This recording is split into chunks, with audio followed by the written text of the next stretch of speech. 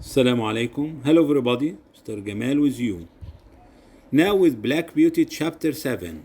Chapter 7. Horse Talk and Human Talk. طبعا من خلال التايتل ده أكيد الشابتر بتاعنا هيتكلم عن The Talk of Human and the Horses. Let's see. For example, horses were gathering or meeting together and have a talk.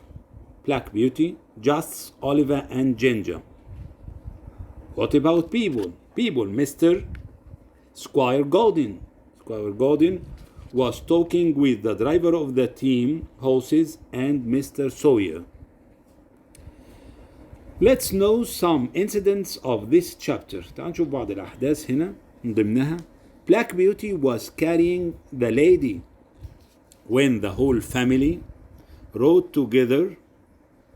The little girls were riding Merrylegs, but Squire was riding Ginger. The lady preferred Black Beauty because his mouth was sensitive and making her easier and more pleasant to ride. Then Oliver appeared. Who was Oliver? Oliver was an old horse with a short tail. What about the short tail? His owner had cut off his tail on purpose for fashion. So Oliver was very sad or became very sad. Human beings put blinkers on horses' eyes to prevent accident. These some incidents about this chapter.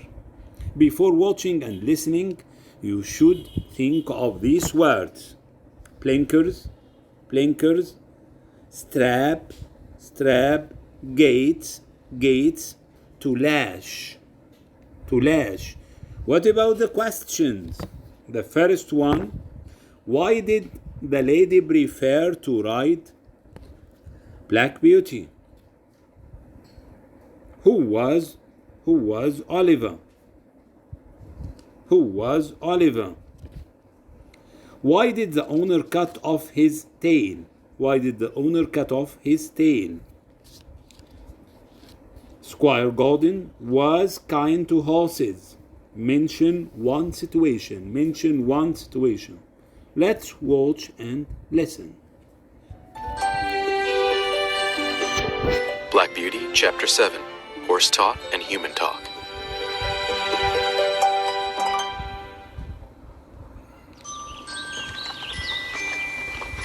One of my favorite tasks at Birtwick Park was carrying the mistress when the whole family rode together.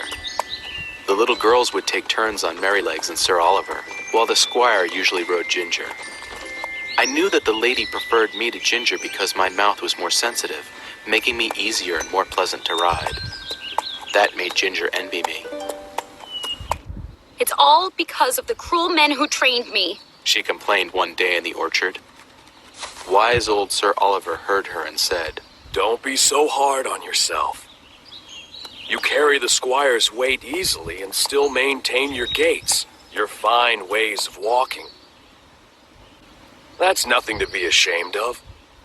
Besides, we horses should be content and willing as long as we're treated kindly." He swished his tail for emphasis. Sir Oliver's tail was very short, only 6 or 7 inches long. I'd often wondered what accident had shortened it, and so I asked him now.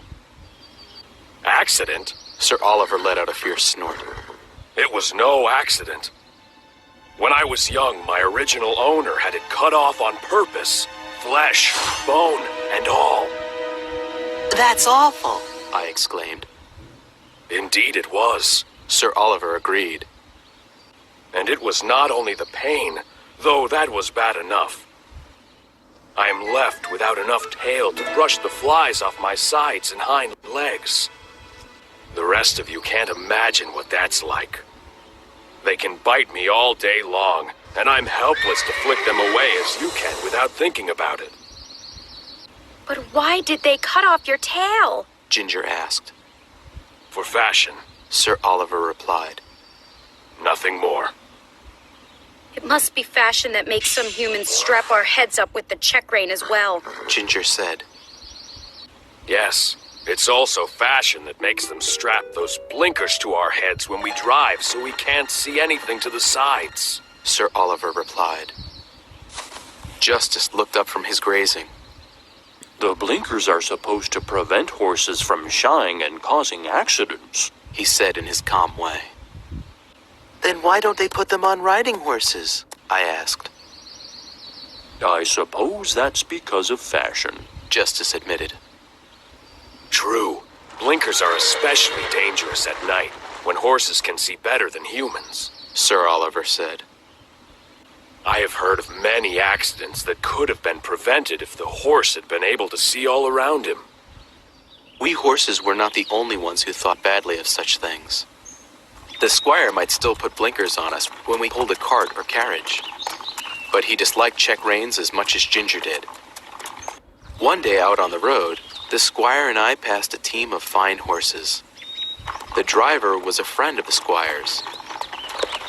He asked the squire what he thought of the new team. They're a handsome pair, The squire replied. but I see you still insist on lessening their power. Oh, you mean the check rein? The other man said. I like to see my horses hold their heads up. So do I, but I prefer to see them do so on their own. The squire said. Besides, if you don't let them throw all their weight into their work, it wears them out faster. Maybe you're right, my friend. The other man said. I don't promise to change my ways, but I do promise to think about what you said. The squire tried to discourage people from being cruel to animals in any way he could. For instance, one day we were riding toward home. We came into view of the Birtwick Park gate just in time to see a pony cart approaching. The delicate little pony was being driven by a large, strong man. When the cart neared the gate, the pony turned toward it. With a growl, the man yanked the pony's head around so strongly that the pony almost fell over. But the pony recovered and started forward again. The man wasn't satisfied with that. He lifted his whip and began lashing the pony cruelly. The squire urged me forward until we were beside the cart. Mr. Sawyer, He called in a stern voice. is that pony made of flesh and blood? Yes, and temper, too. The other man retorted. I didn't ask him to turn there.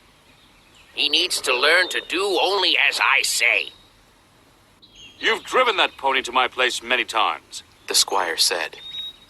How could he know you weren't going there again? Remembering the turn only shows his intelligence. But that's not the point. Your cruel treatment of that creature shows your own poor character. Sawyer didn't respond to that.